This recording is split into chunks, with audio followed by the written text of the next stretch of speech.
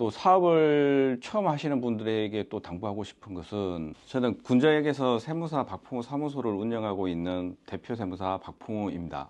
제가 세무사는 2001년도에 합격을 해서요, 벌써 24년째 이제 접어드는 거죠. 세무사 사무실은 기본적으로 이제 법인 기업이라든지 개인 기업이라든지 전반적인 세무 업무를 다 다룬다고 보시면 됩니다. 뭐 부가가치세, 법인세, 종합소득세, 그런 업무들을 다 대행을 하는 거죠. 여기 있는 다 제가 쓴 책입니다. 저는 상속증여세 업무도 많이 지금 다루고 현재 있습니다. 지난 3월 달이 법인세 신고 기간이어 가지고요, 굉장히 바빴고, 그리고 이제 오는 5월을 종합소득세 신고의 달이라고 하는데 지금 한창 준비 중에 있습니다. 마찬가지로 5월 달에 신고를 하셔야 됩니다. 특별히 사업자 등록을 내지 않고요, 그런 상황에서 또 근로자이지도 않은 상황에서 이제 수입을 돈을 받으시는 경우에는 세금 3.3% 세금을 떼고 돈을 받으시는 분들이라서, 그런 분들이 이제 3.3%라고 그렇게 하는데, 그런 분들은 종합소득세 신고를 꼭 하시는 게 좋습니다. 경우에 따라서는 세무서에서 아예 세금 계산이 다 되어서 나오는 경우가 있는데, 장부를 만들거나 하면 세금을 좀 더 낮출 수도 있고, 경우에 따라서는 환급을 받을 수도 있고 하기 때문에 가까운 세무서 사무소를 찾아서 상담을 받으시는 게 좋습니다. 궁금증이 이제 감독님 개인적인 상황에 많이 좀 집중해서 말씀을 하시는 것 같은데, 이번 2025년 3월 달에 입사를 했다면 어차피 그거는 내년 2026년 5월 달에 이제 신고를 하는 것이고요. 예를 들어서 2024년 3월 달에 직장이 변경이 됐다든지, 소득이 뭐 여러 군데 이제 발생을 했을 거란 말이에요. 2024년도의 소득이 여러 군데에서 발생을 했다. 아까 제가 좀 전에 이제 종합소득세라고 표현을 했거든요. 그렇기 때문에 그걸 총합해서 2025년 5월 달에 종합소득세로 신고를 하면 되는 겁니다. 그런 경우에 이제 세무사랑 상담을 받으면 좋다. 물론입니다. 최소한 세무사 사무소에 지급하는 수수료 이상의 값어치는 해 주실 겁니다. 그 세무사님께서. 최근에 플랫폼 회사들이 많은데요, AI, 자동화, 아무래도 세법이, 이 책 한번 보십시오. 상속세, 증여세, 신분처가 이렇게 두꺼운데 굉장히 복잡하거든요, 내용들이. AI가 제대로 분석을 못하는 경우들이 사실 굉장히 많습니다.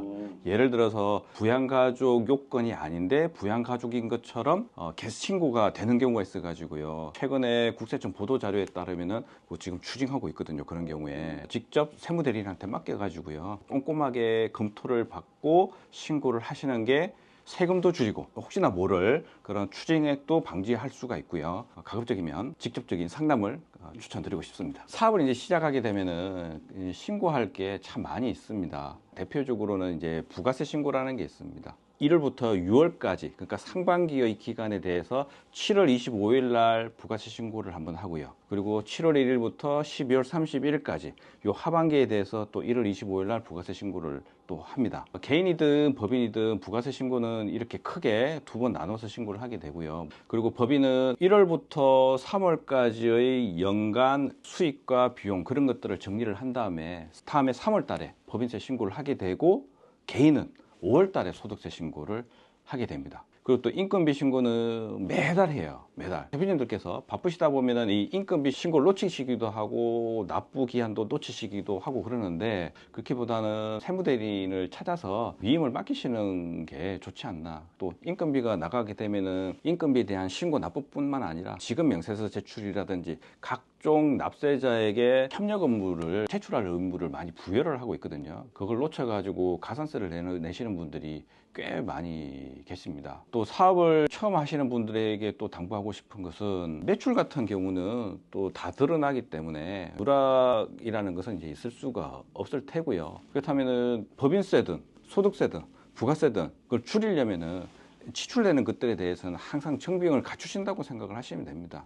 예를 들어서 정수기가 있는데 뭐 매달 월 결제되는 금액이 있다. 세금 계산서를 받거나 카드로 결제하거나 정비용이 되겠죠. 그리고 많이 놓치시는 분들이 그거예요. 직원을 채용을 해가지고 인건비가 나갔으면 그 인건비 신고를 해줘야 되는데, 금액이 소액이다, 혹은 잠깐 일하다가 그만둘 것 같다, 그렇다고 해서 인건비를 신고를 안 하게 되거나 매입 금액이 얼마 안 된다고 해서 매입을 안 잡게 되면 티끌모아 태산이라고 그게 쌓이고 해가지고 그게 나중에 큰 금액이 되어가지고요, 소득세든 법인세든 부가세든 부담이 상당히 크게 됩니다. 뭐 항상 지출이 된다, 그렇다면 정비용을 받으시는 걸로. 정비용이라는 것은 세금 계산서 혹은 카드 결제, 인건비가 나가면 인건비 신고, 대표적으로 이런 것들을 말씀드릴 수가 있습니다.